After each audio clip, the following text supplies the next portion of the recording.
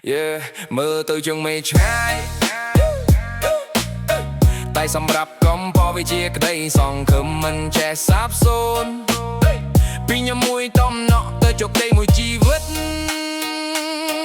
Let's go ព្រះអតិរះឡើងខ្ញុំចេញដំណើរមុនយកកំណាំងកាយចិត្តទៅប្រយុទ្ធជាមួយជីវិតការបបទៅទេមែនតែសុបិនមិនដែលទៅទេនៅសំឡឹងជើងមិនឃើញអនាគតកំពុងហើយស្បែកជើងពាក់រាល់ថ្ងៃដែលលើផ្លូវវែង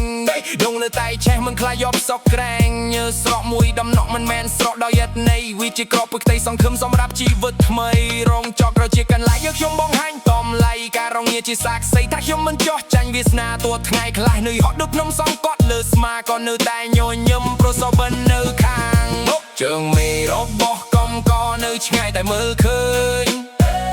ក្តីសង្ឃឹមនៅក្នុងចិត្តនៅតែភ្លឺចែងចាំង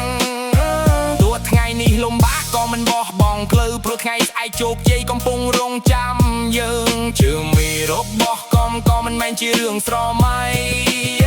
ពីជាគោលដែលធំមួយដែលទៅដល់មួយចំហាម្ដងដងតួយឺតក៏នៅតែទៅដល់អ្នកបែរដងនៅលួតសូបិននៅតែរស់Yeah